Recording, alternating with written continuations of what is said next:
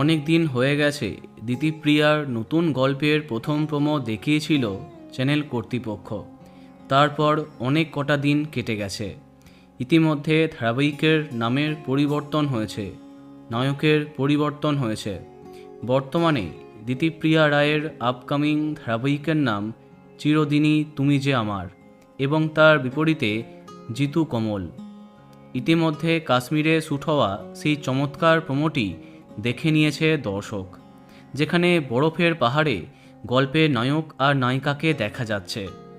জিতুর কথায় এই একটি শটের জন্য ৩২ লাখ টাকা খরচ হয়েছে।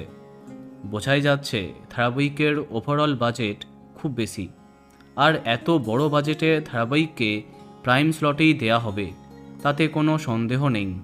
চর্চানুসারে 6:30 অর্থাৎ আনন্দী জায়গাতে আসার কথা এই ধারাবাহিকের, যদিও বর্তমানে 6টার স্লটটাও খুব শীঘ্রই খালি হতে যাচ্ছে। তাই বলা যায় এই দুটির মধ্যে যে কোনো একটি স্লটে আসছে চিরদিনই তুমি যে আমার।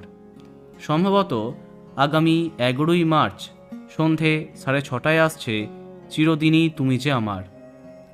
সোনার সংসারের পরে একাধিক পরিবর্তন আসছে জি বাংলার সম্প্রচার তালিকায়। দেখা যাক কি হয়।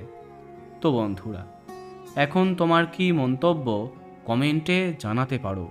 আর এই রকমই আরও অনেক ভিডিও পেতে সাবস্ক্রাইব কারেন্ট বস। ধন্যবাদ।